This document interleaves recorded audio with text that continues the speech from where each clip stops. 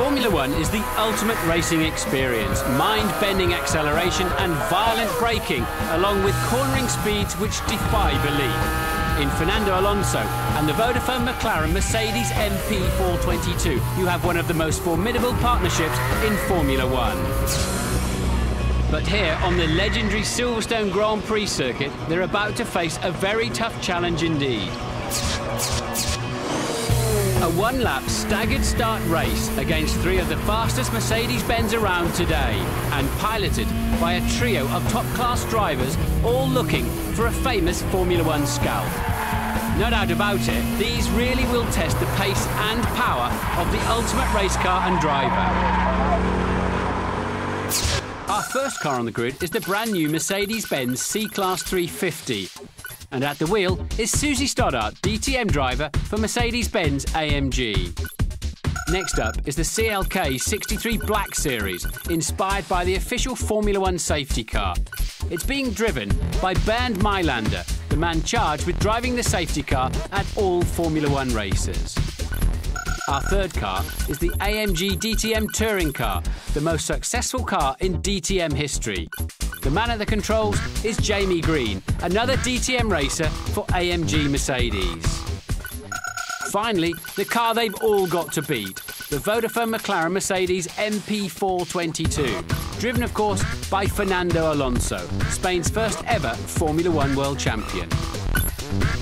The race will take place around the spectacularly fast full Grand Prix circuit, which is 3.2 miles in length. This special event will start from the Mobile 1 bridge on the approach to the Abbey chicane. All of the usual nerves down on the start line then, pre-race. The drivers are all fireproof, suited and booted, and crash helmets on. Alonso stepping into the car. It's so tight inside there, you need people to help you do up the seatbelts. It's tailored like a Savile Row suit. Susie Stoddart's getting ready to lead the line. Foot on the brake and on the throttle. She's got the rear wheel spinning for maximum getaway. Now this car would be extremely fast on the road, but in the wide spaces of Silverstone, she's going to have to get it on its door handles. Well, she's certainly doing that as they're still fitting Alonso in the car, and Bernd Maylander is getting ready for the launch. They release him 19 seconds after the C-Class of Stoddart. Now, this car would scare you silly on the road, absolutely flat out. Such is the power and grip that it has. Maylander then into the Abbey chicane, across the rumble strips, taking the racing line, nailing that V8 for all it's worth.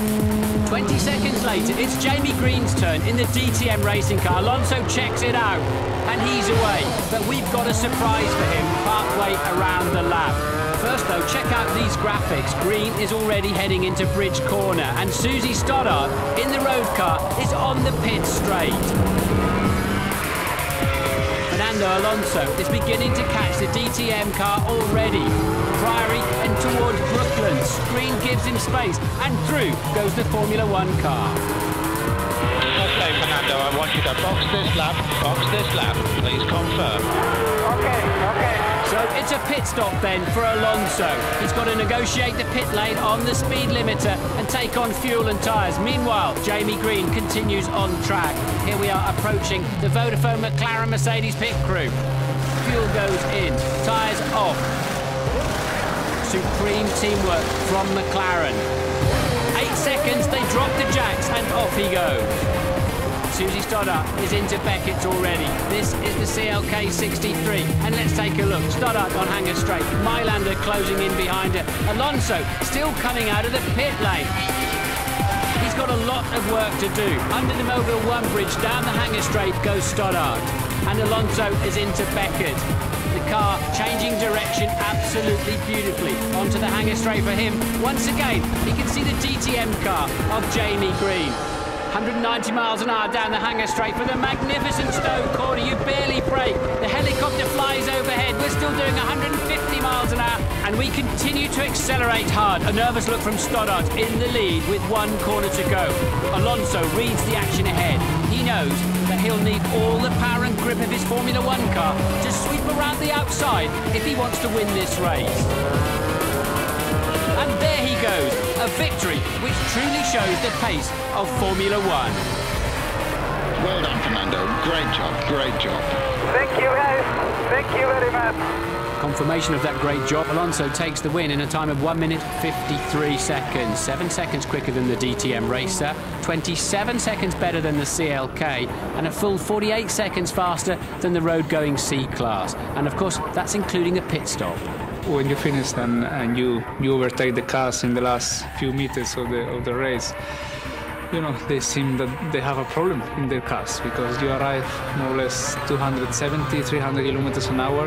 They are running 120, so it's more or less what we achieve in first gear in a Formula 1 car. So for sure it's a big speed difference, and you know, it's quite special to overtake those cars. I don't know what they think when they see me on the mirror. To see those 4 cars all together and to see the pace of each car and how early I had to leave just to match the Formula 1 car around the circuit, and the sheer fact that the Formula 1 car can do a pit stop and still beat us all, that was pretty amazing. It's unbelievable to see the speed difference on a racetrack. How quick is a Formula 1 car, how quick is a DTM car. I was really surprised to drive this car and to see the speed.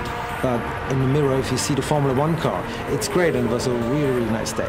When you're driving your car, you're on the ultimate limit, and then the Formula 1 car overtakes you, and you just cannot believe that that is possible, that a car can achieve that cornering speed and have that much difference and that much more pace than the car you're driving, because you're giving it everything you've got.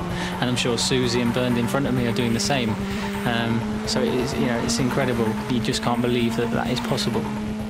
Well, Formula 1 car is extremely fast. There is no doubt about this, but for sure, I think on TV, you know, sometimes you miss a little bit of the speed of the cars, and you know, a good way to show everybody how quick it's a Formula 1 car is with this type of comparison, because you can see your normal car that you drive every day is nearly 1 minute slower than a Formula 1 car only in 4 kilometers.